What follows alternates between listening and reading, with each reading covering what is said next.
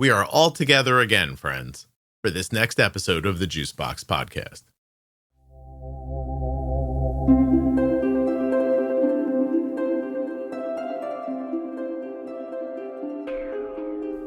Some of you may know John as the creator of the Sugar Pixel, and some of you might know him as John from episode 908. One way or the other, he's returning to have another titillating conversation with me about type 1 diabetes. Nothing you hear on the Juicebox Podcast should be considered advice, medical or otherwise. Always consult a physician before making any changes to your healthcare plan. If you are the caregiver of someone with type 1 diabetes or have type 1 yourself, please go to t1dexchange.org/juicebox and complete the survey. This should take you about 10 minutes and will really help type 1 diabetes research. You can help right from your house at t1dexchange.org/juicebox. When you place your first order for AG1 with my link, you'll get 5 free travel packs and a free year supply of vitamin D. Drink ag1.com/juicebox.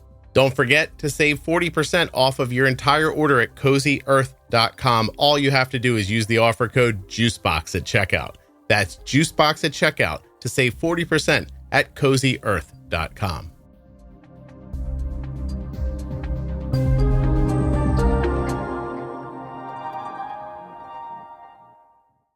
This episode of the Juicebox Podcast is sponsored by US Med. usmed.com/juicebox or call 888-721-1514. Get your supplies the same way we do from US Med. This show is sponsored today by the glucagon that my daughter carries, Gvoke HypoPen. Find out more at gvokeglucagon.com/juicebox. Hi, thanks for having me, Scott. This is John Fawcett. I'm the creator of Sugar Pixel and then also Loop Follow app that many are using, and even the Loop patches that a lot of loopers are using. So thanks for having me on the show. And John, you've been on the show before, right? Yes, I have. We talked about my daughter Lily's change from being a looper for 4 to 5 years over to the Omnipod 5. That's right. And your episode is smartly called From Loop to Omnipod 5, episode 908. These people find you compelling and want to hear more. Thank you. Yeah, please. I enjoyed talking to you very much. Now, today, my schedule is a little tighter, so I don't think we're going to be able to go on and on like we did last time. John, I'm going to tell you about it because it's got to go somewhere. I don't know what happened to me, but a few weeks ago, I was like, I'm so tired of waiting for some of these other companies to contact me. Like, I get the idea that like Omnipod, for example, has been sponsoring the podcast since like, the very beginning. But I've always been baffled that, Tandem has never reached out and been like, can we have somebody on your show? And I don't know why that is. And so I was like, all right, like, I'm just going to put the call out. So I put up a post that was just like, hey, listen, if you have any kind of tech or if you're helping people with diabetes or whatever, you can come on the show and tell people about it. Like, contact me. Well, I think I've got an insulin coming, another device that reached out, which I thought was great. But mainly it was just like more like entrepreneurs and people like you, when I'm thrilled for, you know what I mean? But anyway, so the last time you were on, we didn't really talk about the business of what you do very much. So tell people, give them like a quick catch up. Like, how do you find yourself in this position? Yeah, so Lily was diagnosed when she was 12. She's 18 now.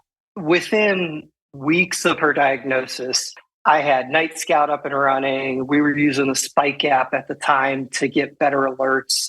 And so I just dove in head first with all of the, hey, what's out there? What can I implement on our, in our house to make things easier for us managing this new diagnosis? So we were even tracking rudimentary tracking IOB and COB using Night Scout's built-in decay just from manually entering that. So we were using Night Scout instead of that paper logbook that they sent you home from the hospital with. Mm-hmm. And at the time, I also owned a company that made smartphone accessories. So I had all kinds of tech and product background. And at some point, it just hit me that we're still waking her up for her alerts overnight. And this was when she was 16. So she would sometimes wake up, but Mom and I still had our alerts set, and our alerts were going off all the time to get up and make sure she would have low carbs or take a correction for a high. And I realized we're potentially only 2 years away from her moving out on her own, living in a dorm room, first time on her own, anything like that. Yeah. And I needed to solve the ability for her to wake up on her own to her alerts every single time. So that's how Sugar Pixel got started. Mm-hmm.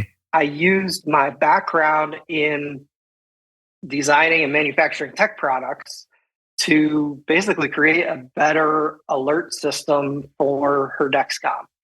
And it has, so a couple of things that we added to it is the audio alerts peak around 105 decibels. So it's drastically louder than your alerts off the Dexcom app. But it also randomly creates the audio as it plays in real time. So there's a lot of studies. It's called brain habituation. Clinically, we call it alert fatigue, where your brain hears the same sound repeatedly and then just literally starts to ignore it. And it just basically won't wake you up anymore because your brain has heard the sound too often. So we implemented that. And then we also have haptic alerts. So there's a vibration puck that you can put underneath your pillow to give vibration alerts also. And so it's sort of like we're trying to combine as many things as possible to ensure that you're going to wake up to your alerts every single time reliably. Right. So that's sort of the high level of what Sugar Pixel is and how I created it. That's amazing.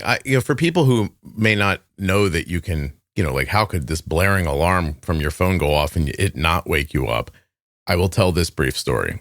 I, as I've highlighted on the podcast a number of times, grew up very broke.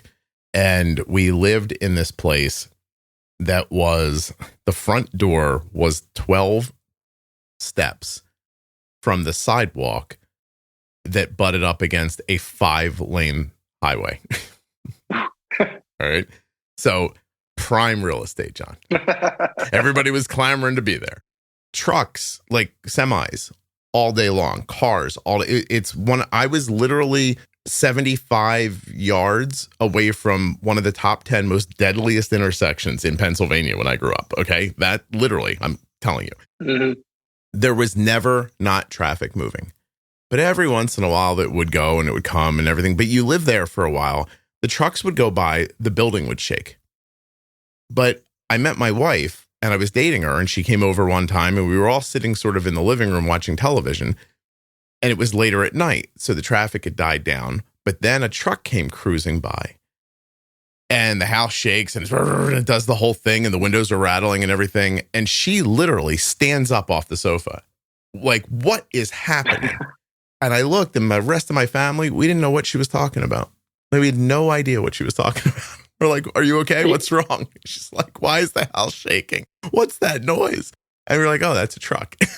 Like, we never would have heard it. So I take your point. And, from my kid having diabetes, I've slept through an alarm or two. So, yeah. Not even just audio that your brain does that with, it's any stimulus. So a lot of people feel there's like phantom vibrations from their phone in their pocket where their phone didn't go off. It's because they're just so used to feeling that same vibration that it's tricking them. Mm-hmm. So even with the vibration disc, it randomizes the vibration pattern because your brain can get used to even the haptic alerts or the house shaking or just about anything that it's a constant repeated stimulus. That's amazing. And so you just have, like, I don't want to call it an algorithm because everybody says everything's an algorithm, but it just randomly goes through and makes changes to the vibration and to the sound and to the pitch and to the whole thing. If you take insulin or sulfonylureas, you are at risk for your blood sugar going too low. You need a safety net when it matters most. Be ready with Gvoke HypoPen. My daughter carries Gvoke HypoPen everywhere she goes because it's a ready-to-use rescue pen for treating very low blood sugar in people with diabetes ages 2 and above that I trust. Low blood sugar emergencies can happen unexpectedly, and they demand quick action. Luckily, Gvoke HypoPen can be administered in 2 simple steps, even by yourself in certain situations. Show those around you where you store Gvoke HypoPen and how to use it. They need to know how to use Gvoke HypoPen before an emergency situation happens. Learn more about why Gvoke HypoPen is in Arden's Diabetes Toolkit at gvokeglucagon.com/juicebox.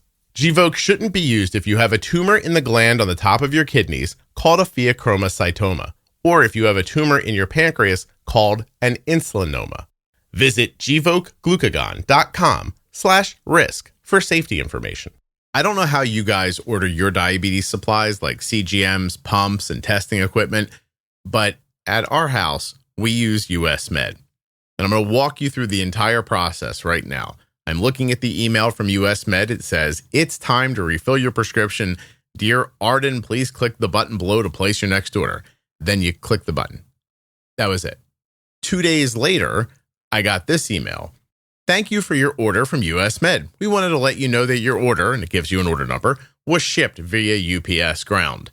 You can track your package at any time using the link below." And then there was a link, and then it showed up at our house. Now I'm going to walk you through the entire chain of events. On the 29th, which was a Saturday, I clicked on the email. On that Monday, the 1st, I got an email that said the order had been sent. 4 days later, on the 5th, the package arrived. If you can do it easier than that, you go get it. But if you can't, usmed.com/juicebox or call 888-721-1514. Get started today with US Med.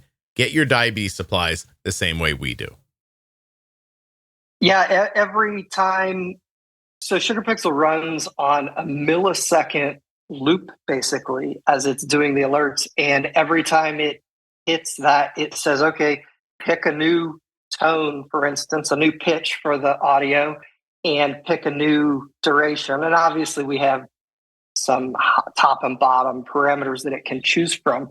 But it's sort of like saying every time it loops, pick a random number from 1 to 10,000. Okay. And you're never going to get that same number, like same pattern of numbers, sequences matching in any repetition. Yeah, that's pretty cool. We've done two things already. We've just said Night Scout out loud as if somebody understands what that is. And so let's start with that. What do you think of Night Scout as being? Like, people know I'm tech savvy, but I don't understand back end stuff. So I know that Night Scout is on my phone. I know that Arden has a Night Scout URL. I can tell you that Arden's Vision AI, which is not a thing I've told people about yet, runs off of her Night Scout link. And yet I don't honestly know what Night Scout is. Yeah. So Night Scout there's two pieces to it. One is just a database behind the scenes running on a server somewhere. And when I say database, you can think of just like an Excel file to greatly simplify it. And this Excel file has your blood glucose reading every 5 minutes that it's grabbing from Dexcom or Libre or wherever, Loop, even uploading it. And then it has your carb entries, your bolus entries, your basal changes. Depending on what system you're using, Night Scout is flexible from the database backend side to utilize all kinds of different capabilities. So for the DIYers using Loop, it can grab all the data possible to the very simplest form that I mentioned. We were using it just with MDI. We were just manually going to the Night Scout webpage for my daughter and clicking a form and typing in 30 carbs and hitting submit, and it would save that. So it's not really on that end much different than just an Excel file sitting in the cloud that has all of the data. And then the other half of it is a front end. And the front end can vary drastically. So Night Scout in and of itself, like the open source project, has a web-based front end. So you just open the website link that's for your Night Scout site, and it shows you sort of like looking at your Dexcom graph or the Follow app or Libre graph, but it has a bunch of other data with it, such as little dots for your carbs and dots for your boluses. But the ecosystem with Night Scout has gotten pretty large to where you really don't even necessarily need to deal with the front end anymore. The website running and only looking at it in a browser. Most of the apps out there can download the Night Scout data and display them in a different app. You can display them. You can sync your Sugar Pixel up to Night Scout to display it. You can sync the Loop Follow app that I mentioned earlier that I wrote up to Night Scout. I'm not sure about like the Sweet Dreams app. Guru, I know you can sync up to Night Scout. So there's this big ecosystem of all kinds of things that can sort of plug in and utilize all this data that's your data sitting in the cloud for your back and Night Scout site. So you just did a thing where you just mentioned a bunch of other, like, I'm assuming like third-party apps or that kind of stuff. Mm-hmm. They come and they go. I don't mean the ones you just said or anything like that. I mean, over the years, I've seen people say, oh my God, such a good idea, right? I'm going to do this. And some stuff takes off and some stuff doesn't. The apps, especially, they come, they go, they come, they go. It's constant. You came and you stuck. So that's my next thing is like, we say Sugar Pixel, people again, they're like, what the fuck is Sugar Pixel? I know you explained what it does, but like visually, it's this little, let me see. Is it about 6 inches long? It's 6 inches long, 2 inches tall, and 2 inches deep. It's about the size of an alarm clock. Okay. Yeah. And it's smaller than that, I think. But and then there's a screen on the front, and it just, tell me everything that screen shows me. So we have 25 or so different screen display options to choose from. So I won't get into all of them, but you can choose how and what you want to display on that. The default things are going to be your blood glucose reading, the trend arrow, and then your delta, which is how much your blood sugar changed between the last two readings. So did it drop by 5, it would list the -5, or did it raise by 10, it would list +10. But we have all kinds of options for if you just don't want your blood sugar shown to the world sitting on your kitchen or in your dorm room.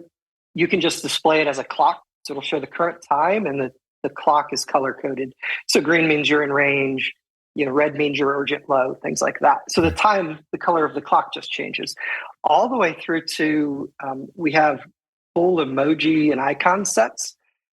So we have a lot of parents that's the one they use. It shows a picture on the left and then your blood glucose and the trend arrow. So if they have toddlers that might not even be able to read, they can start associating a picture with how they feel. And the parent can still look and see the exact BG value. And we actually just had a parent email us a few weeks ago with a story where she said the pictures are absolutely fabulous because her 3-year-old, I think, came up and said, "Mommy, it shows a thunderstorm. That means I need to wait an extra 20 minutes before I eat." So the kids started associating the thunderstorm with lightning is one of the icons that we show for a high blood glucose value. Now, here's the downside, John. That kid can't eat when it's raining. Did you know that?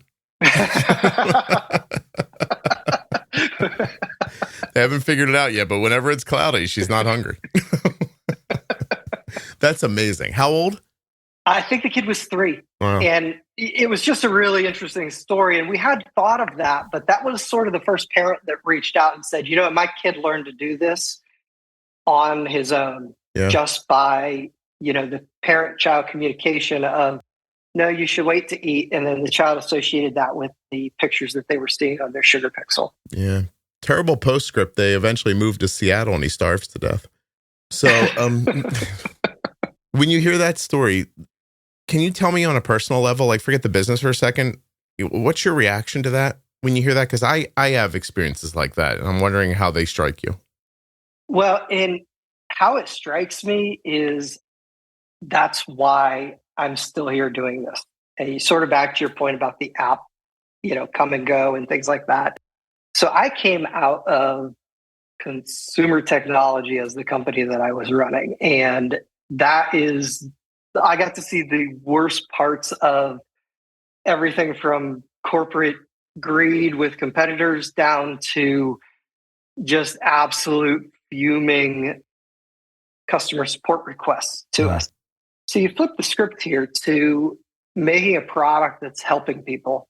And that's quite frankly, the reason I'm still doing it is because of how many times people just send us a note and say, oh my gosh, this, my kid is now learning how to understand his blood sugars, or last night this saved my life because my phone alert didn't go off, but this alert did go off. So all of those, that's the reason I do this. And that's the reason, every morning I get up and I basically search the, 200 Facebook type 1 groups that I'm part of to see if there's anybody that's having a problem or needs help with setup or, has a question about it, because it's so gratifying just to be able to know you're doing something that's truly making a difference in thousands of people's lives. John, that's customer service. You don't wait for them to come to you. You go find them.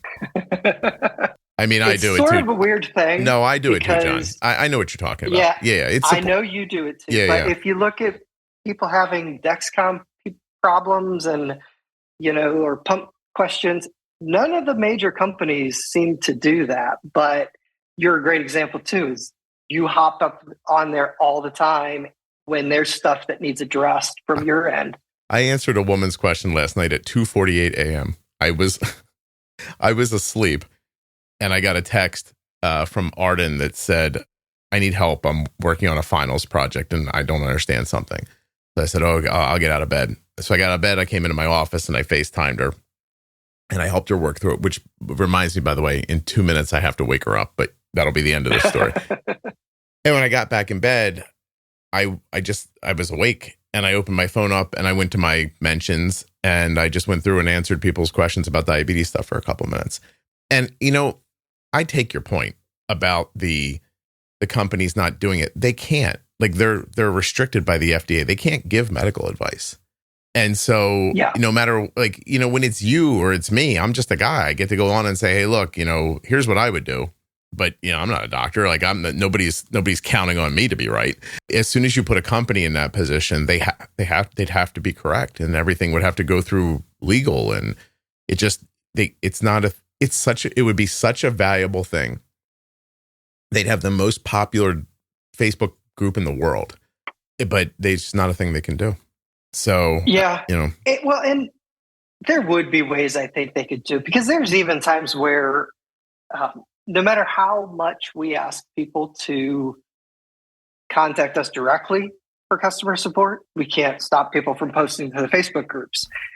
So that's the reason I do it, is I don't want someone who maybe they forgot to click the help button and contact us through there. Mm-hmm. So they post to Facebook. I don't want them getting upset and not having a sugar pixel work because of a setting that needed changed or something. So that's why we do it. But there are times where I even have to say, please email support@customtype1.com, because I'm not about to ask them to post their, Wi-Fi information on Juicebox Podcast Facebook group. Things like that, where we have to even take caution with confidential information that might be on the sugar pixel that we need to see in order to assist them. So we still direct them over. You have this little ritual where you go around on Facebook. Let me ask you a sincere question that you please feel free to answer me honestly about. Do I have the best diabetes Facebook group? Yes. Is it the most active? Yes. Yeah. Okay. So I don't look at the other ones.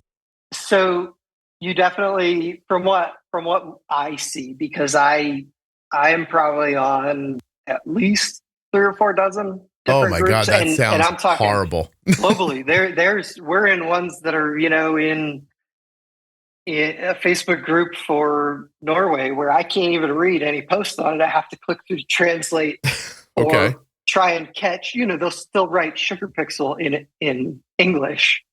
So I'm talking worldwide. We're on these groups, but by and large, we see the absolute most posts from Juicebox group. And I think a big reason for that, just sort of as not the guy who runs it like you are, that I don't know if you get the same feeling as the guy who's overseeing it, is your users seem to be very, very passionate compared to some of the other groups. Like, they're not only passionate about sharing what they learn, but about helping people and knowing that this is a safe space to come to where I know I'm going to get the help I need to these questions, where there's some groups where it gets out of hand pretty quickly with, very unhelpful comments. I smacked somebody on the hand the other day digitally. Yeah, I saw that. Oh, I did it again since then, actually. Here, I'll tell you this because it'll delight her when she hears it. Isabel helps me run the Facebook group. And Isabel is a lovely woman who lives in Canada who has type 1 diabetes. She is maybe the kindest, like so good at, seeing the things to point out to me. You know what I mean? Like, check at this, look at that. You're going to want to see this. And she's so kind to everybody. But there's like 3 people in the group, if I'm being honest, she really doesn't like. And sometimes she'll be like, this one's at it again. And I'm like, okay. And I'll look and I'll be like, you just don't like them. And she's like, that's not why. And I read, and she's right. They're doing something they shouldn't be doing. But yesterday, one of those people kind of like went off half cocked, and I stepped in, and then I sent a note and I said, hey, I got you a present. So just like, what's the present? I said, I told this person to, be a little kinder or something like that. And she's like, oh, I feel so good about that. And I was like, I know. But generally speaking, the group is fantastic. Like, and I even think like some of the agitating people, I think it's just what it is. But I do take your point about the veracity that people are helpful with and how knowledgeable they are too. And I mean, I think they're knowledgeable from listening to the podcast. And then they come back in to help other people, which is beautiful. And then what you don't see is all the lurking. Like oh my God, it might be 95% of people don't say a word, but they're there. And I can see the data that supports that they're there and they're looking. It's really interesting how it all works. You have a little list of things we could talk about here. This one seems like it'll be fun to dive into. CGM outages. I'm assuming when your Sugar Pixel works with Dexcom, does it also work with Libre? Yeah, so you can directly connect to your G6 or G7 account. And to be clear right here, because we get this question a lot, is Sugar Pixel downloads from the cloud servers in the same way that the Follow app, like the Dexcom Follow app or the Libre Link Up app work. So it doesn't directly connect by Bluetooth to the CGM or even to the phone running the CGM app. I can be in Ohio and my daughter could be in New Jersey, and I would still have readings on the Sugar Pixel sitting here as long as her phone has readings with the main CGM app. Sure. So with that said, Dexcom G6, G7, Libre 3, and the updated version of Libre 2. And this is just one of the things that drives me crazy is Libre's released multiple versions of the Libre 2, and now they even have the 2 Plus, which causes a little more confusion. So the original Libre 2, you had to manually scan the sensor with your phone to see the value in the app on your phone. Mm-hmm. They updated that in numerous countries around the world. So like UK now, it's still called the Libre 2, but it essentially runs like the Libre 3, where that connection's in real time without you having to manually scan the sensor. So right now we work with both of those. I like to sort of tell people, if you don't have to manually scan the sensor to see the value in the Libre app, Sugar Pixel works. Okay. But some exciting news, we're in beta testing for Sugar Pixel functionality for the original Libre version 2, that requires manual scans. So it'll run a little different, but I'm hoping within the next 2 months we'll have that available where it will actually trigger alerts off of the Libre 2, where those alerts send out to the Libre app and the Link Up app, even if there's no BG value. It's like the sensor says, hey, I know I'm low. Send that Bluetooth ping to the phone to trigger an alert. So we're about to release that. We're beta testing right now. And then also it can sync with Night Scout and Guru Global Connect, which is sort of like Guru runs their own Night Scout backend system that can run through their own app, and we can sync with that too. It's ponderous to me that the companies don't just do this themselves, by the way. Like, I mean, I'm glad that everybody else does, but you're like, Guru, Night Scout, this one, that, like, just do it yourself. My God, like, look how valuable it is. People would I talk about adding functionality that people would be thrilled about. I haven't talked a lot about this in the podcast yet, and I will at some point, but I'm involved with a company called Vision AI. And so I'm using the product right now. I'm going to be talking more about it moving forward, but I'm hooked to Arden's account, right? So I just went into a prompt and said, show me my last 5 boluses. And it said bolus dose 1, May 13th, gives the time and the date, 0.6 units. 2, time and date, 0.1 units. 3, time and date, 0.2 units. Like, just like that. I said, what's my current BG? Your current BG is 98. The trend is stable. Like, stuff like that. I asked a question it can answer. Like, what do you think my blood sugar is going to be in 30 minutes? And it doesn't know, but it said predicting future glucose levels accurately requires consideration various factors. Like, it gives you, like, you know, a great, like, synopsis of your question. Since your glucose trend is stable at 98 without additional influence factors like recent meals or exercise, it is likely that your glucose levels will remain relatively stable in the short term, in assuming no new variable. That's hooked to Arden's Night Scout. Yeah. It's insane. If you ask it another medical question, it takes into account that you have diabetes. It's just like, where are we going? You know what I mean? Like, because wherever we're going, John, I like it. I'm a fan of all this. I see this long-term picture off of AI stuff that I would like to see into the actual algorithms. Yeah, me because too. I think it can get there. I think we've got a long way to get there because AI is still not perfect. It's based on data in. But ultimately, if we could have a system, let's just, for example, use Omnipod 5 since my daughter's on that. I was thinking about this the other day. So she had a cold last week and her insulin needs just were through the roof. Well, the one concern with Omnipod 5 is, do you change to the next pod? And then she's having a lot of lows after she's passed her cold because TDI was like double. AI could easily solve that. Literally, all you have to do is tell it you had a cold, and it can even look through and try to determine an appropriate adjustment of TDI. One of the things I did manually years ago with Loop is I pulled in like a month's worth of data and made a calculation that would average out, not really average, but more the median of what her blood glucose was throughout the day and after meals and stuff like that. And then determine, based on her total daily insulin, how much to adjust carb ratios and basals by. It's really not that difficult as a human to process just massive amounts of data like that. But for a machine, I don't think we're there yet with naturally think through all of these variables of sickness or stress or extra activity or anything like that. Arden's using IAPS, and we have the functionality on where it's, I don't know what they call it in the app, but it's like a dynamic insulin on board, dynamic basal. Like, it makes adjustments to those. Like, and it's still, I hear what you're saying, because I still see the same thing, like coming out of her period, for example, or, you know, a time when she needs more insulin. Like, you're almost like assured she's going to get a little too low once that insulin need changes. But man, it adapts very quickly. I actually just had a discussion with someone this morning about dynamic ISF. I'm torn on it. It's it's solving a different problem, in my opinion.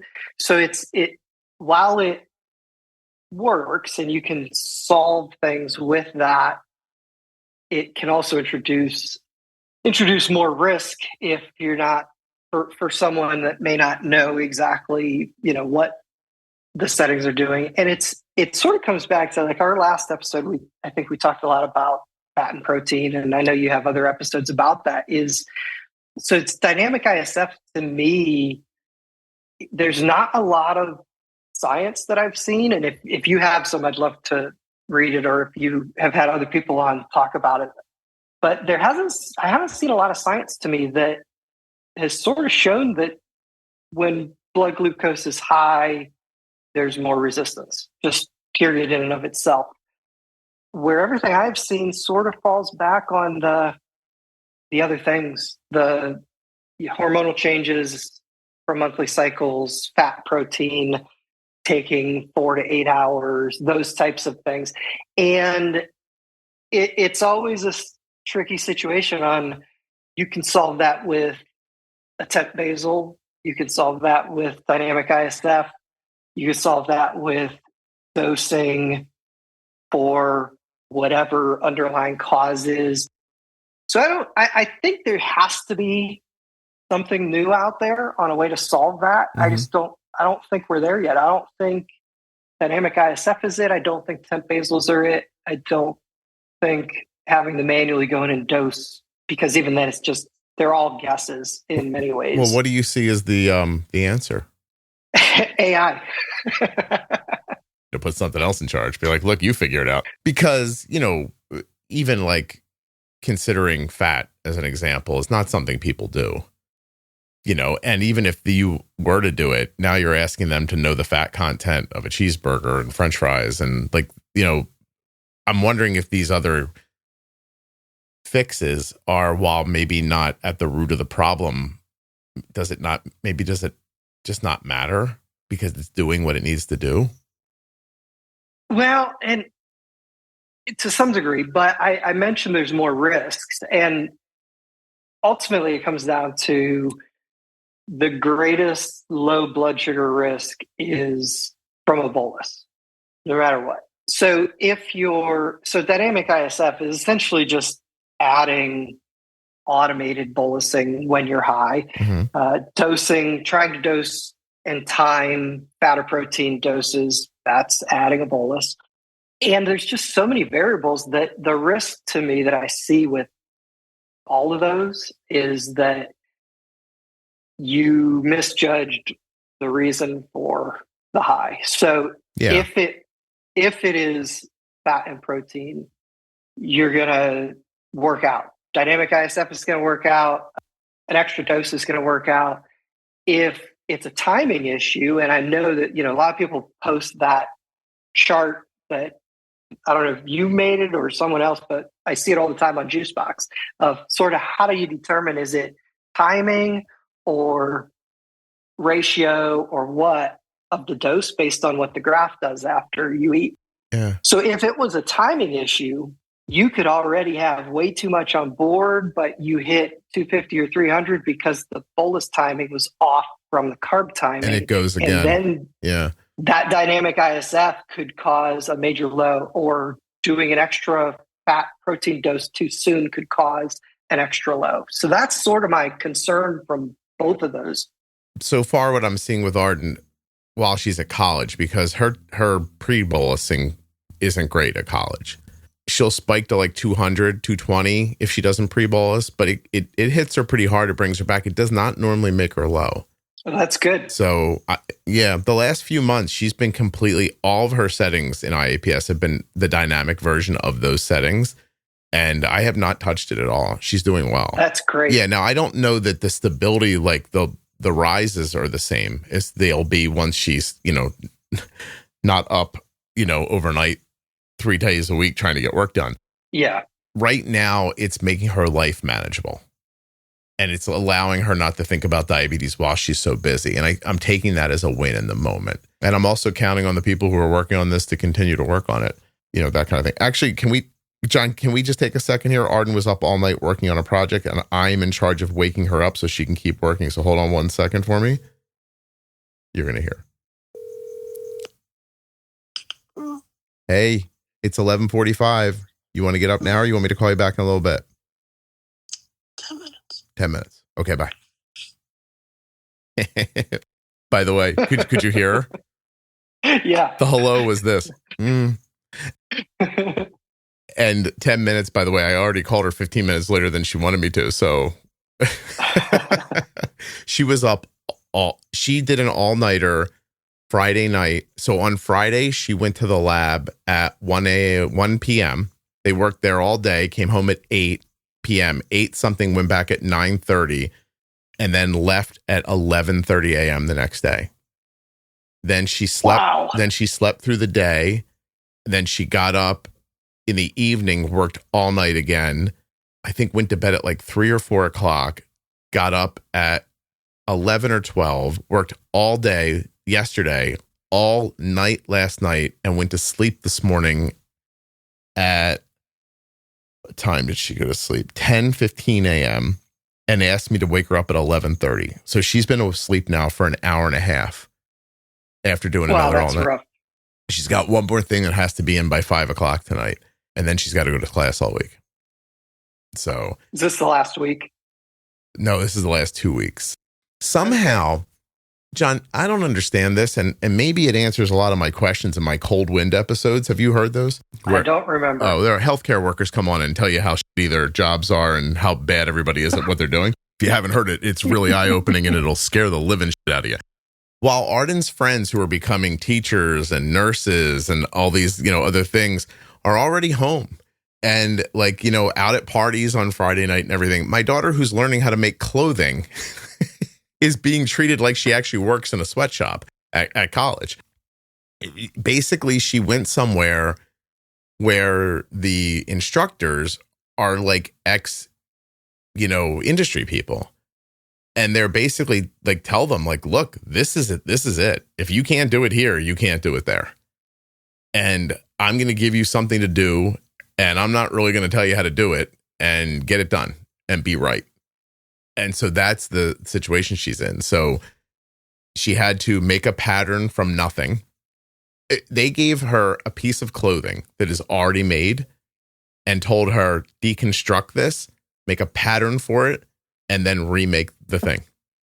She calls us. She goes, what the am I supposed? I'm like, I don't know. You wanted to do this, not me. I was like, go figure it out.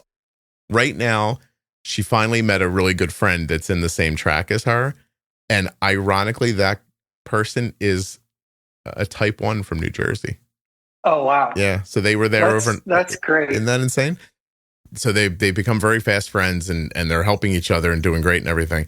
Yeah, no kidding. Like, I'm not lying to you. I'm very close with all these other girls who are in these other, tracks in different colleges all over the country. And we talk all the time, and they say over and over again, it's insane, but Arden's college is way harder than ours is. So, wow. Yeah. Anyway, this is going to kill her for sure. She's just like, You said something really interesting that triggered something in my head, that it's sort of all the dynamic settings have made it manageable so she doesn't have to think as much about diabetes, especially with how hard this program is for her right now. And I more and more see Facebook posts or questions where somebody's worried about, hey, I had the same meal this morning that I had yesterday, and here's the 2 graphs, and they look different. What setting should I change? And more, I think that the technology is getting there with Loop, IAPS, Android APS, Omnipod 5, and Tandem. The technology is getting there to where you don't really need to worry about, well, why did it react different? Unless you start seeing it, for a week straight, obviously. Yeah. Because we're at the point with Lily where we almost never talk to her, think about what she's dosing, how much she's dosing, what her blood glucose is, because the systems are so good at handling it with the algorithms. And even when you have a mistake, it's sort of just, mistakes happen. Either dose more if you're high or have some carbs if you're low, and then move on. And it's probably not going to be the same thing that happens tomorrow or the next. I think quality of life is becoming a focus. And as the technology expands and grows and the companies have more time with it, and even as DIY people have more time with it, the focus is more and more on quality of life. Like, not just, can I keep my A1C at 5.2? I mean, I'll go backwards, right? Arden's diagnosed, she's 2 years old. I don't know what I'm doing. I'm thrown into the same cement mixer that all of you are thrown into. I feel like I'm killing her. I might very well maybe. Her A1C's in the 8s. I can't seem to affect it. I don't know what's going on. What happens next? Dexcom makes a CGM. All of a sudden, I have more context for what's happening. I'm like, okay, I'm getting this. I bring her A1C down a little bit. She gets a pump. I'm using the pump just as an injection replacement. So I'm not getting any of the functionality out of it yet. All of a sudden I start learning about extending boluses and, temp basal increases and decreases. And, I'm bumping and nudging blood sugars. And all of a sudden I can bring her A1C down and down and down. It comes out of the 8s and the 7s, the 6s, the 5s. And it takes a lot of effort. In the beginning, especially, a lot of effort. Now, as time moved on, I got better at it. It took less of my effort, but didn't let you sleep still all the time. There was a lot of downside to it. Omnipod 5 comes along, and while they're even talking about it in the planning stages, the way they're talking about it is like, look, it's not going to be loop, but people aren't going to need to understand all of this to still live a nice life and have a good A1C and some stability and all that stuff. And as they were saying that to me and to whoever they were saying it to out loud, I was thinking, oh, yeah, but my kid's got like a 5.3 A1C, a 5.5 A1C, a 5.7 A1C. Like, that's what I want. Right until you sleep through the night the first time. Yeah. Yeah. And then you're like, hey, you know what? Maybe a 6.1's okay. I was going to die and I didn't realize it. Like, I was worried about her dying. I was the one that was dying. Like, and now you're an adult and you have type 1 and your mom and your dad aren't helping you. You're burning your candle from 6 different ends. And, and then you get into a situation like I said to Arden the other day, I'm like, are you taking your vitamin D? And she goes, dude, after finals, talk to me about that. Like, I'm like, they're right next to your bedside. I put them in this little like pill container, Monday, Tuesday, Wednesday, Thursday, Fridays. You just open one and take it out, put it in your mouth and swallow it. You're sitting next to it right now. Can you see it? Put it in your mouth. I can't. Like, she's got no bandwidth. If she was taking care of her diabetes, like MDI on top of all this, I don't know if she'd be like hanging the way she is and doing as well. And so I say, let Omnipod work on that Omnipod 5 algorithm. Like, sure, I'm assuming they're going to keep working on it. I like that. What I find in diabetes, John, is that the thing that first scares people is the thing they end up loving at some point. My example is Dexcom came out. And all the old head moms were like, you're going to make these kids crazy. My kid's 35 and she's fine. We didn't have a CGM. Like these, by the way, I got one in my mind right now. Old Cal just going on and on about, I don't mean that in a gender way, by the way. Anyway. I'm going to go back to old Cal. Old Cal just mooing about CGM and it's going to ruin these kids and blah, blah, blah. And I'm like, oh my God, you have never seen one. Your kid doesn't wear it. You've never had any experience with it. You sound like a lady going, get off my grass, you goddamn kids. And I'm like, you don't know what you're talking about. But then that becomes pervasive throughout the space. Oh, I don't know. People are too focused on their data. It's going to give people anxiety. You know who gives people anxiety? People have anxiety. People who don't have anxiety are very calmed by the whole thing. So it's not for everybody, but that initial panic, it's change. People hate change. Like, do you remember when Facebook was massaging its way to what it is now? There was a revolution online every time Facebook changed the way Facebook looked, right? Because people don't want to change. I get that. I understand the whole human thing about that. But anyway, a couple of years later, that cow stopped mooing. You know what she said? This CGM's fantastic. My daughter's never had better blood sugars. Blah, blah, blah, blah, blah. Oh, good. I'm glad you figured it out 2 years later. For the last 24 months, you've been setting brush fires in people's minds on the internet. And all those people now believe that CGM data is a bad thing to have. And then Omnipod 5 comes out and they say, hey, look, we're not going to show you all the settings. We don't want you to think about this. We want you to just live your life. People are like, I got to see my settings. Rah, rah. A year and a half later, I hear you go, I love Omnipod 5. I'm like, I think just wait. You know what I mean? Like, and I can't wait to see. Go ahead. It's all of them. Yeah. So we saw this when Lily started looping. So she started looping the week that Loop added Omnipod Eros functionality more than just the private test group. Mm-hmm. And she actually, that was her first pump. So she got the Omnipod. 1 week later, I switched her to Loop with Omnipod. I never even had time to learn extended bolus. Literally, I've never used it a single time. Right. So you kind of look at that though, and one of the things I hear from Omnipod 5 people is, oh my gosh, how do you do extended bolus? How do you do extended bolus? I'm like, we've never done that ever with her Omnipods now in 7 years or whatever, 6 years, because she went right to loop. But with every system, then you had, we always saw the loop people who were coming in from MDI and, not necessarily understanding how loop handles things differently. And it could be loop, IAPS, Android APS, whatever, is just, I tell a lot of people, there's no such thing in my mind as an empirical setting. Basal, carb ratio, ISF, et cetera. There's nothing that's empirical that works on every single system out there, because every single system out there handles those things in such a different way. But once you sort of, from our viewpoint of how it's happened in our family, is once you embrace how whatever system you switch to is different than what you used to be on, and start adjusting your management style to the strengths of that system. Yes. The quality of life goes way up. And your point about the first time you sleep through the night. So we have our alerts. I still have a sugar pixel in my room, even though Lily has one in her room. Mine is set at, I think, 50 and 300. Like, I don't want woken up unless she hasn't handled it and it's truly approaching an emergency level.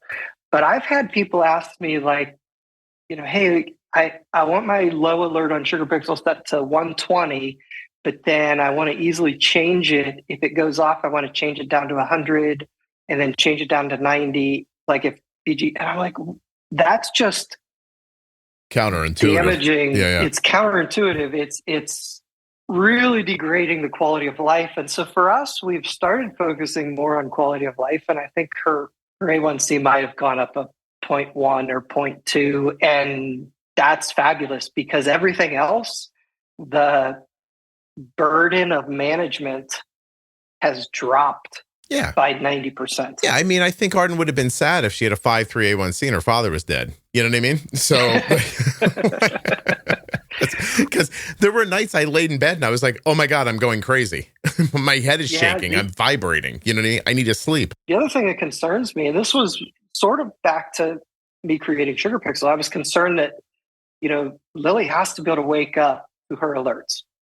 Well, and then I started also thinking, okay, in 2 years now, she's also going to be managing this way more on her own with way less involvement from her parents. Yeah. And the one thing that started concerning me was, can an 18-year-old shift from their parents handling everything and getting down to this 5.5 A1C to then becoming an adult who's having to do that same stuff on their own? My fear was a swing of like 5.5 up to 9 A1C, just because a kid's going to get burnt out. You and I, we sort of pushed through it over the years, and most parents do, but the fear is an 18-year-old's just going to get burnt out in the first month of that.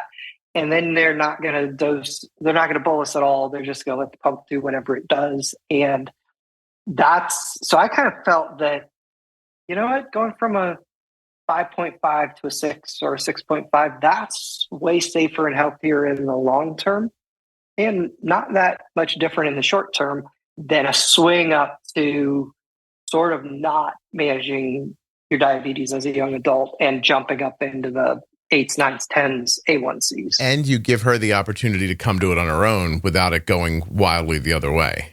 And so it's a thing she'll come to, like, I could probably put my A1C back down under 6 if I tried it on her time, which will be important. You know what I mean? You can't force people to do things. Yeah, exactly. Those are the big picture ideas you have to keep in mind when you're talking about stuff like this. Like, you're not going to be able to force people to do a good job. You can't. I mean, I don't know how many times I have to have somebody on to make the point to people. Mostly humans just do stuff for other people, never for themselves. So you're doing that thing for your daughter. I'm doing that thing for my daughter. She's not going to do it for herself. She doesn't see the situation like that. She didn't watch her come out of my wife. She doesn't see herself the way I see her. She's my most important focus. Her most important focus is learning how to put sleeves on a thing before the lady yells at her on Friday. Like, you know what I mean? Like she's not prioritizing life the way I do.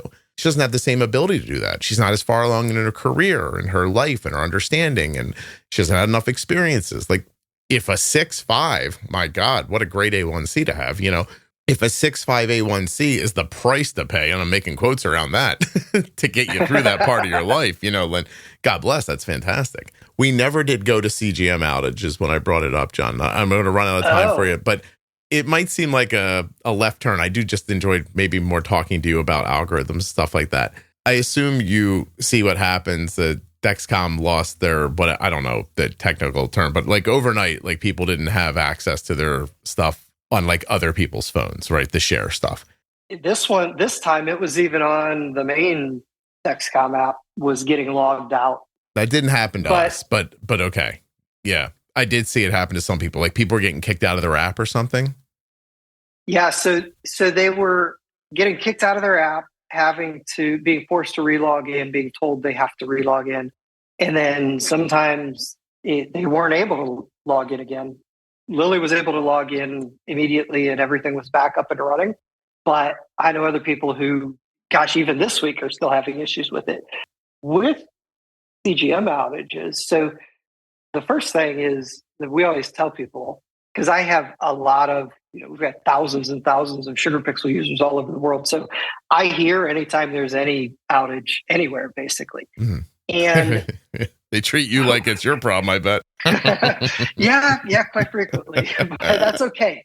Because I have enough experience to, even help them with it, is the first thing everybody should do if they don't have readings in their Follow app, or if they're the Libre Link Up app, is check the main app. So check the Dexcom G6, G7 app, check the Libre View app, because if you don't have readings there, you're not going to have readings on not only the Follow app, but also every other app, service, device, whether it be Sugar Pixel or Night Scout or everything. Mm-hmm. So the first thing you always want to do is go see if the main app is running correctly, has readings, doesn't have any error messages. Like the Dexcom will report a big red X on the server error for the sharing page when they're having a lot of these outages.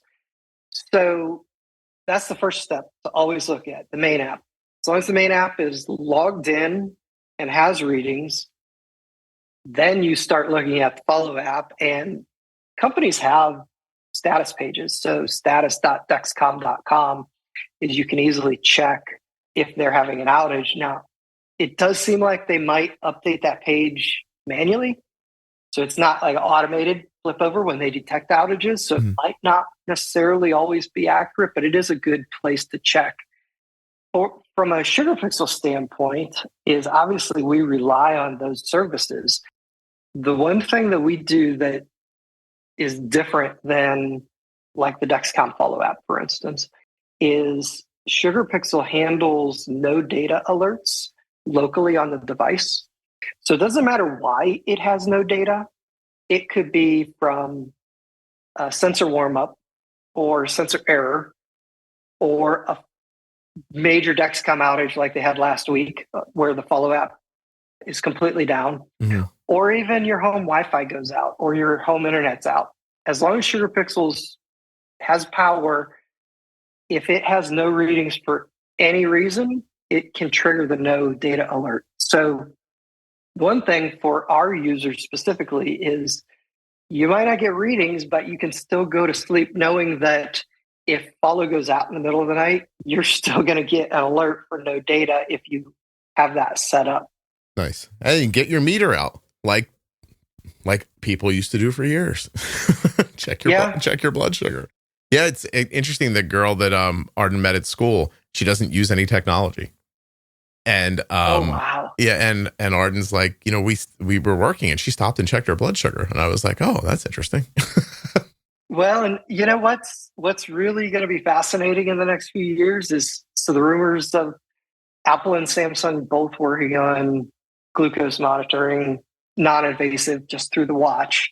If that gets to the point where it's actually reliable and accurate rather than just a sort of your in range, you're high, you're low, not an actual, well, am I 70 versus 150?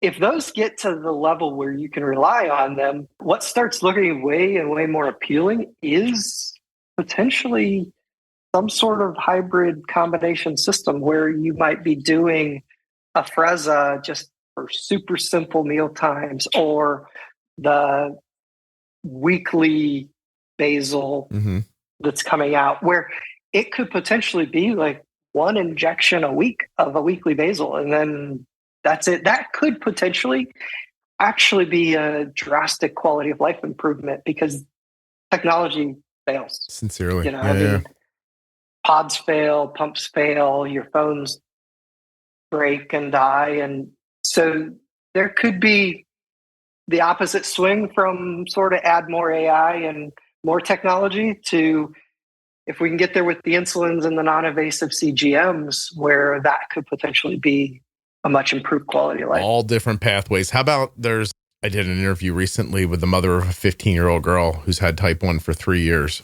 was using 70 units of insulin a day, combined basal bolus. Mom has PCOS. Daughter started showing signs of PCOS. Mom got relief from PCOS from Wegovy. They put the daughter on the Wegovy. And now that I just talked to the mom again recently, when she was on the podcast, her kid was down to 7 units of injected basal a day, no other insulin, from 70. Wow. And that's not the first story like that I've heard. Yeah. And now, by the way, they're thinking of moving it down to 5 units of basal a day. Wow. So she's not bolusing for meals at the moment. Now, people hear that, they go, she doesn't have type 1 diabetes. She does. She does have type 1 diabetes. And, and I'm sure as time goes on, her insulin needs will increase.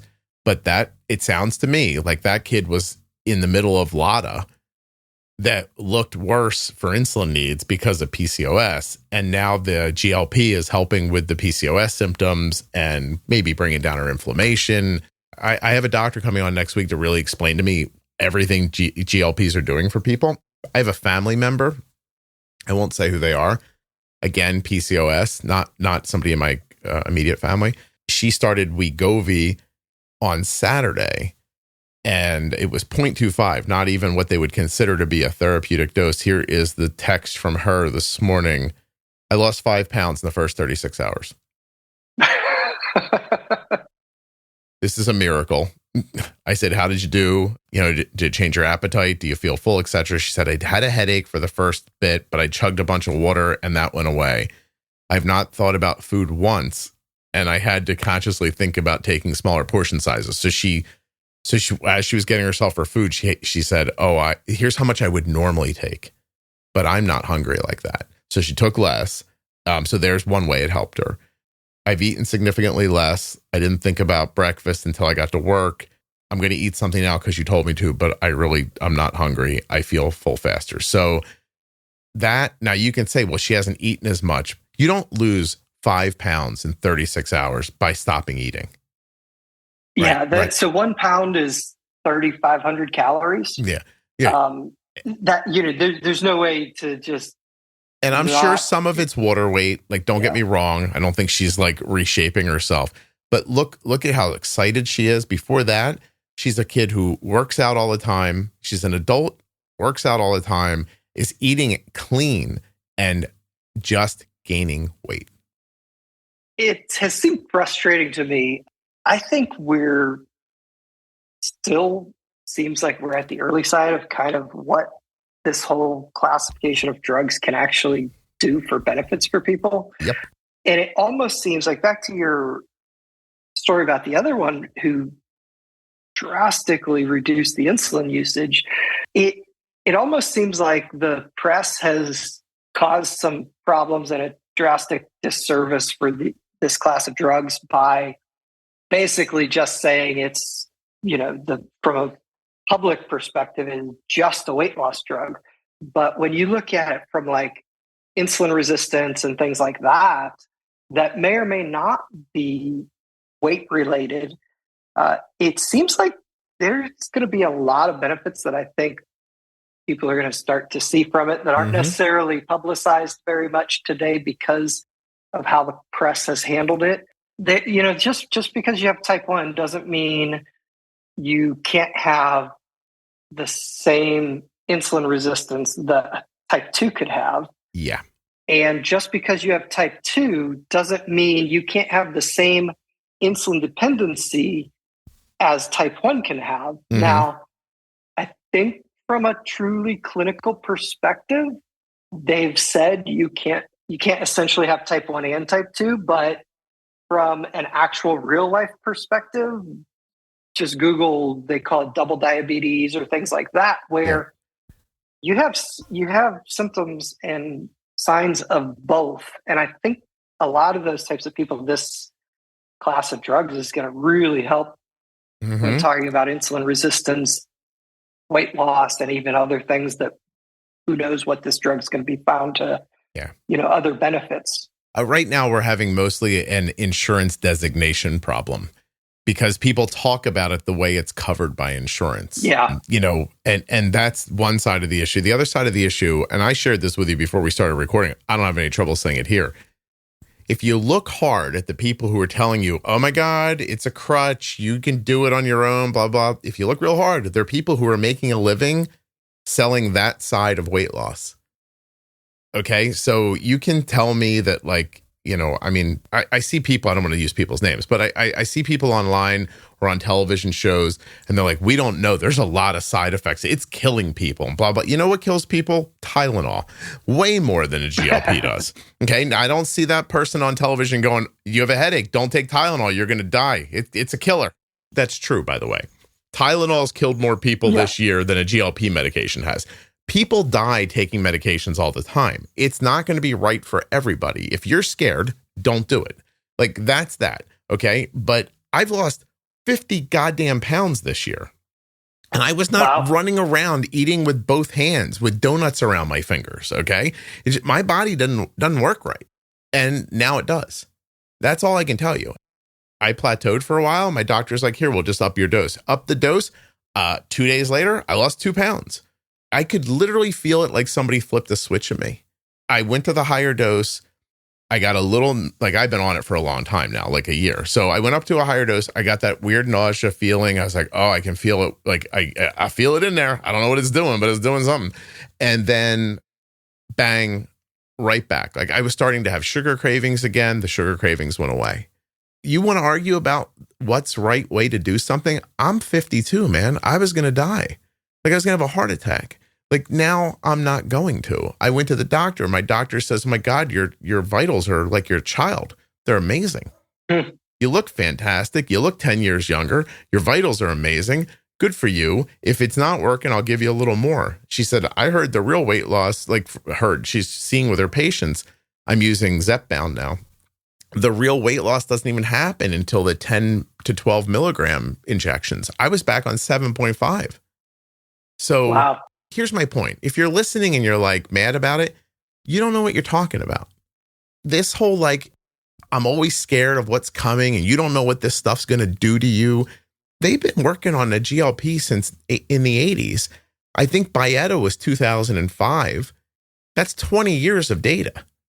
But people are running around like it just came out 5 days ago yelling, you don't know what this stuff's going to do to you. They've been using it since 2005. They're turning the screws or making it work better now. I don't know. In the end, you got to make a decision who you are in this life. Are you scared or are you going to go for it? It's really no different than talking about Omnipod 5 or Lumjev or Tresiba versus Basaglar. It's not everything is for everybody. You say that a lot. Yeah, of course. Some people our Omnipod 5 and Lumjev experience, which is what Lily's using. She's been using Lumjev for probably 6 months to a year now. Been absolutely fabulous. And I tell everybody that. But is it for everybody? No. It might not work as well for other people. But burns Arden like a motherfucker. She can't get anywhere near it. Whatever the additive is, it hurts her, literal pain. So exactly. Yeah. So, but there's no difference between talking about those versus how Wegovy has helped you and thousands and thousands of other people. Yeah, John, the difference is I'm not a nudnik. I don't run around telling everybody Lumjev hurts. It didn't work for Arden. Like, you have to ask yourself, I'm going to have to let you go in a second, but you have to ask yourself, when someone comes online and says, I took a GLP and now I have I have real problems, like digestive issues. I'm not even on it anymore and I'm having problems. I'm having a real problem from it. That's horrible.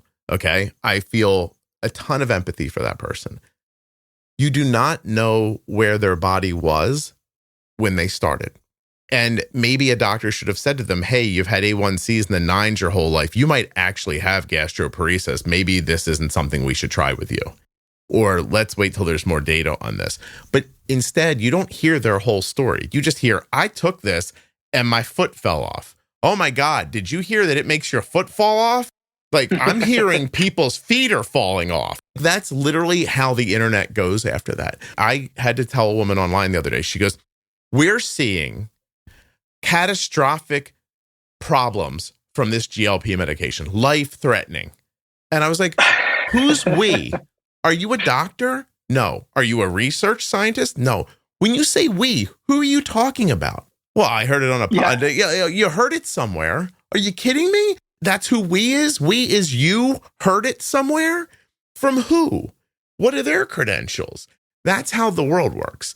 But it's reminds me of I probably see posts once a day about two things. Actually, probably more like 5 times a day about two things recently. One is, hey, first time flying, what do you guys do for TSA or whatever security in the country you're in?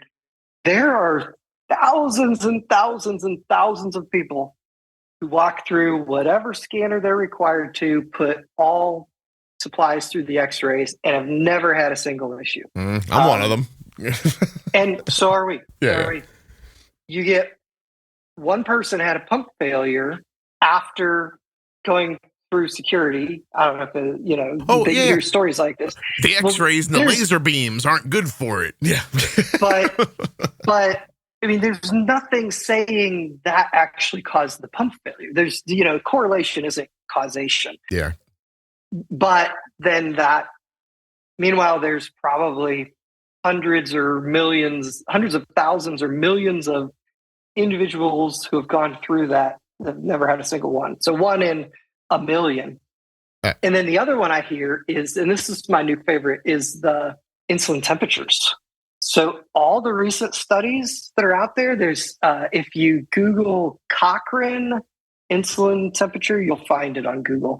But there have been like a dozen different studies. One of them put it in, I think, like a clay pot at 100, almost 100 Fahrenheit for 2 months, and it had zero loss of efficacy in the study. Yet, one person, had insulin fail, right? Because it was in the car for an hour. That may or may not have been the case, but all the clinical stuff shows there's no issues at all. There's a risk with everything in life, though. And, right. You're going to have the outlier people who this just didn't work for you, or, yeah, I'm still going to get a pat down at security, whatever. John, isn't it fascinating? People generally are distrustful of each other until they say something bombastic, and then they believe them completely. That's the thing. That's the thing that's fantastic. Like, listen, if you and I got together quietly, I'd say, hey, give me a list of people you don't trust in your life. You would be writing for a half an hour. Oh my God, this guy don't know what he's talking about. I've seen this guy lost 3 jobs. This guy don't know how to, oh my God, this guy refinanced his house 6 times. Like, you'd be like, I wouldn't listen to him about this. Like, you could do that all day long. But someone gets online and says, hey, I went through an x-ray machine and my T-Slim exploded. They're like, I knew it. Laser beams. Like, and then the next thing you know, you had 20 people going, I went through it one time and my blood sugar went up. Yeah, that might be adrenaline because you were really worried about it. No, it's the pump. The pump stopped working after the x-ray. Like, no one knows what they're talking about. John, go listen to the Cold Wind series. Go listen to doctors and nurses tell you things like, my favorite one is an ER nurse who told me, I'd be safer having a seizure in your living room, Scott, than in the ER I work in. Okay? One of those people scary. Who can't save her life in that ER is online telling you about something else, and you're going, see, I knew it. No one knows what they're talking about. I don't know what I'm talking about. I'm having conversations. I'm explaining to you my experiences. You don't hear me say, do a thing. I know for sure. I don't know anything. I barely got out of high school. You shouldn't be listening to me. You don't know who John is. He's just an even-tempered guy with a good speaking voice who understands things. He could be at home kicking a dog right now. He might have a dog under his desk right now, and he's just kicking it because he hates dogs. You don't know who John is, like, right? So you listen and you make good decisions, but you can't just blindly just take what everyone says. You want to watch a conversation get out of hand online? Go ahead and say, "Hey, I got type 1 diabetes after COVID." I knew you were going to say that. Oh my God in heaven, it won't stop. And like, right. And so like, by the way, COVID's a virus.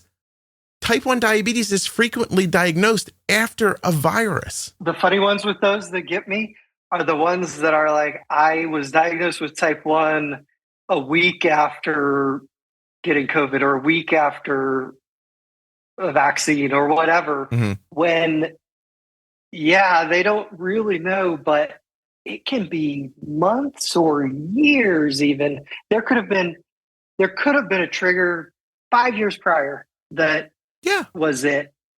None of us know. Of course. You don't know how it happens. And then, but they do. Oh, you don't know. Oh, I know exactly what happened. Sure you do.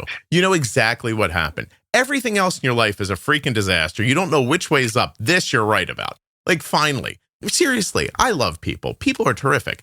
Don't get me wrong. I sound like I don't. But I really do. I love humanity. I think people are amazing. We are not nearly, any of us, as smart as we think we are. And we see a lot of shadows and ghosts and believe that they're the cause. And if it checks out in our brain, we move on. And that's fine, because for most of your things day to day, you really don't need to know why things are happening.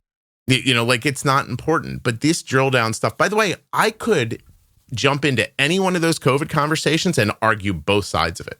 Mm-hmm. Absolutely, I could. I could argue both sides of it. But that's all people are doing, is they're arguing from their perspective and or the way they're colored. You know, whatever bro podcast they heard, they're like, oh yeah, that's it. It's giving everybody diabetes. Like, look at the numbers. Diabetes are going. Well, yeah, the whole population of the planet got a virus. Viruses can cause your type 1 diabetes, not cause it like it flipped a diabetes switch, but you have an autoimmune issue. Your body attacked the virus. It got a little funky, confused, got into those beta cells. Now you have type 1 diabetes. Same way my daughter got hand, foot, mouth, which is Coxsackie virus, which is there's data that shows that a large amount of people with type 1 diabetes had Coxsackie before. Like, so yes, the whole planet got a virus and now more people have type 1 diabetes. This is not surprising unless you don't understand that. And then if you don't understand that, then, oh my God, I knew it. And then it takes 4 seconds for somebody to go, it was probably the vaccine that got them. I'm like, oh, here we go. Like, I don't know. Like, I don't have a thought about the vaccine one way or the other. I took I got the J&J one, the one that everybody's like, you got that trashy vaccine? Yeah, I got the vaccine that was built on data from the last 50 years. I got a vaccine that was built from like the basis of what they vaccinate the whole world with. To me, that seemed like a better move. Also, my wife could see the safety data of it, and I wanted to go with that one. But the point is that if my foot falls off 3 years from now, someone's going to be like, that J&J vaccine got his foot. Like, I don't think, dude, we don't know what's going on. Like, just shut up and live. I don't know, John. You've made me very upset at people. I have a feeling we're going to get some angry people yelling at us when you post this. Oh, I don't give a shit. Oh, maybe you don't. Maybe you care. We won't mention Sugar Pixel again. But you know how often I type something in Facebook just to get it off my chest, and then I delete it without posting. It is 99% of my Facebook posts never make it public. I want to be clear. If my foot does fall off 5 years from now, and it is because of a vaccine, I also won't go, no, it isn't. Like, I'm not defending anything one way or the other. I don't know. That's what I'm trying to say. I don't know. You don't know. I don't know. No one knows. Everyone's just trying to get by. The same nudnik that you stand behind in the grocery store who can't figure out how to key in their code for something in the little thing and start going, I'm so bad at this. That person works at a pharma company sometimes. Like, right? Yeah. That person's a congressman sometimes. It happened and people were like, what should we do? And then our dumbasses came up with the best thing we could think of. And then it got bastardized all over the place through media and people making money. And then the next thing you know, they're like, you just need 17 boosters. I'm like, I feel like you're trying to make money. And you know what I said? I said, no, thank you. That's all. I don't need a conspiracy theory. Hey, you want to hear a conspiracy theory, John? Companies try to make money selling the stuff they have. Oh, no, do they? The worst ones are the worst to me are the conspiracies over the insulin companies preventing a cure from getting released. Yeah. Because of that. Yeah. I have to tell you something. I know people. Most of them can't do anything. They're not out there making like great plans to like stop. Like, trust me, if there's money to be made, someone's going to make it. Right away, people go, there's no money in a cure. Yes, there is. Yeah, there is. Yeah. And it's potentially not really any difference than what they're making today, because I have to imagine it. Well, maybe the pump companies, but the CGMs, you're probably going to still need CGMs at least for a long time to make sure that, everything's working and stuff like that. Let me be clear what I mean, John. Is a company making insulin trying to find a cure for diabetes? Maybe not, but somebody else is. Mm-hmm. There's not one magic company. Like, there's people all over the place. There's people getting out of college every day going, you know what I'm going to try? I'm going to try to do this. Like, they don't work for the company that makes the insulin. I like, too, when there's a shortage. One person calls their pharmacy and they say, hey, Novolog's back ordered. They're online. Dear Internet. There's no insulin in New Jersey. We're all going to die. Oh, my God. I'm like, listen, your pharmacy goes to a distributor who at the moment doesn't have Novolog. Yeah. 17 other people in New Jersey. I'm like, I live in Westfield. There's plenty of it. I'm here in Orange, New Jersey. Plenty of insulin. But insulin here, blah, blah, blah, blah, blah. Oh, my guy says there's a shortage. Your guy? You mean the 22-year-old that works at the counter at CVS? That's who you're listening to? It's fascinating. I love you all. You're fascinating people. I enjoy every one of you. And you know why it's okay to talk like this, John? I'm going to give the secret. Okay. Nobody listening thinks that I'm talking about them. But I am talking about some of you. Yeah. You're sitting here talking about me. I know that. Yeah, no, please. Talking about everybody. Like there's listen, let me be clear. If there's an insulin shortage, and it really is, you're all going to die. Just let it go. Like, my daughter's going, we're all going. Anybody who needs insulin's going. So what are you worried about that for? Like, that's literally not a thing. You can't stockpile enough insulin to live forever. Like, this is the world that we live in. This is how things work. Could everything fall apart and there not be any more insulin? Sure. There could also be no more fresh water. There could also be no more food. I mean, I think we saw how quickly during COVID, people were willing to listen to anything they were told. Like, it would only take one charismatic guy to make you all kill each other in like 7 days if they wanted to. It's not the point. The point is that there are companies who sell insulin. They're going to keep selling insulin. If they tried to stop, the government would step in and force them to make it. There are plenty of drugs that the government makes pharma companies make. The pharma company says, look, we don't make enough money on this anymore. We literally can't afford to do it. And the government steps up and goes, here's some money. Keep making it. Shut up. That's how that works. Okay. I know you don't know that, but that's how that works. And so there's never not going to be companies making insulin. That's just true. If that happens, you can come find me and tell me I'm wrong. And slap me once across the face with your non-dominant hand. Okay? And so, but I could not, by the way, even hit you in the face with my left hand. I don't think I'd be able to do it. I'm so uncoordinated with it. But there it goes. And I get where it comes from, by the way. Like, you're newly diagnosed, you're looking at your little kid, you can't get insulin.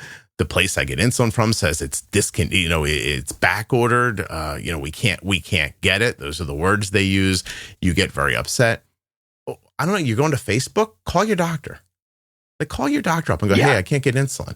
By the way, if you're really out of it, go to the emergency room. Walk in and say, hi, I'm out of insulin. I need help. Like, right? Like most of the doctors should have samples that they can give you immediately. Samples of everything. Those doctors are flush with everything. samples. Flush with samples. Everything gonna be all right. What did that go? Is that Bob Marley? Every little thing's gonna be all right. Yeah, it'll be fine. You got Sugar Pixel. You're fine. John, tell me something. Did I turn you down when you tried to give me a Sugar Pixel like offer code or something like that? Yeah, you said your accountant wouldn't let you do one more affiliate. I'm going to do it for people. You send me a link. I'm going to put it in this episode. I love your device. I know we got pretty far away from it. Yeah, it's really fantastic. It's got a great feel. It feels like it sits in this space between like professionally made and DIY, which has this just great feeling. It's not junky. It's not working by the seat of its pants. It's a perfected device that works really well, looks handsome. But the DIY part of it is kind of like the community part of it, where you're like, hey, I'm going to put emoticons in here. That'll be fun. Like, you know what I mean? Like that's the thing a company wouldn't do. One of the display choices is the emojis with slang. So Lily actually came up with all the slang. So one example is Urgent High. One of them is a dumpster fire icon, and it just says bruh across it. Perfect. It's absolutely perfect. Sugarpixel.com? Customtype1.com. Customtype1.com. Wait. Customtype1.com/juicebox. It'll be... I can make that happen. All right. Well, then let's just say it like that. How much money am I going to make every time somebody buys one, John? I'm going to start planning. I might buy a rocket ship. How much? What do you got? Yeah, we'll chat off air. Nah, I'm going to make at least $1, everybody. All right. and then you can get online and go, Scott just got that John guy on because he's getting rich off his Sugar Pixel. And at the end of the year, I'll make $200. Okay. And then I'll go to my accountant to do my taxes and he'll be like, what are you doing? Stop it. These are more lines I write. When I write more lines, I charge you more, you idiot. Like that. Oh my God. I just want people to know about it. It really is fantastic. Thank you. No, it's quite a thing. And you're doing it over time. And I brought that up earlier. There's a lot of stuff comes and goes. People have good ideas. Sometimes they have big ideas. They get into it. They realize what it really is and it goes away. And I hate that because then some people in the community come along and they love the app or they love the thing or whatever. And then it's gone again. And you don't know where to jump in because, you know, Jesus, how many of these things have come and gone? But you're a steady guy, John. I like you a lot. And to be perfectly honest, I like you a lot because you're smart and thoughtful and steady. I like that about you. So. Thank you. And we're not planning on going anywhere. This is my full-time job, just like Juicebox is yours. Okay. And we already have 3 release feature sets for the next 3 releases already planned out that we're going to be working on. Wow. So, yeah. That's cool. Listen, I noticed when I said something nice about you, you didn't reciprocate, but that's okay. I'm not going to, that's fine. I have no problem with that at all. I love chatting with stop. you Don't do that. Don't do that. Buy Sugar. No. Even though John doesn't like me, go ahead and buy Sugar Pixel. It's fine.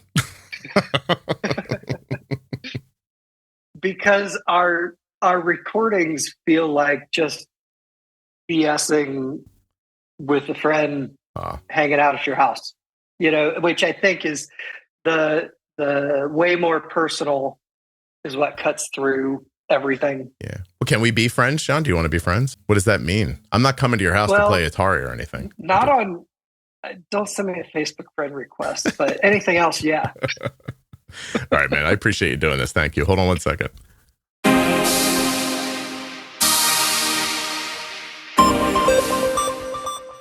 The conversation you just enjoyed was brought to you by US Med. usmed.com/juicebox or call 888-721-1514. Get started today and get your supplies from US Med. A huge thank you to one of today's sponsors, Gvoke Glucagon. Find out more about Gvoke HypoPen at gvokeglucagon.com/juicebox. You spell that GVOKEGLUCAGON.com/juicebox. I can't thank you enough for listening. Please make sure you're subscribed or following in your audio app. I'll be back tomorrow with another episode of the Juicebox Podcast. The episode you just heard was professionally edited by Wrong Way Recording. WrongWayRecording.com. The Diabetes Variables series from the Juicebox Podcast goes over all the little things that affect your diabetes that you might not think about. From travel and exercise to hydration and even trampolines. Juiceboxpodcast.com. Go up in the menu and click on Diabetes Variables.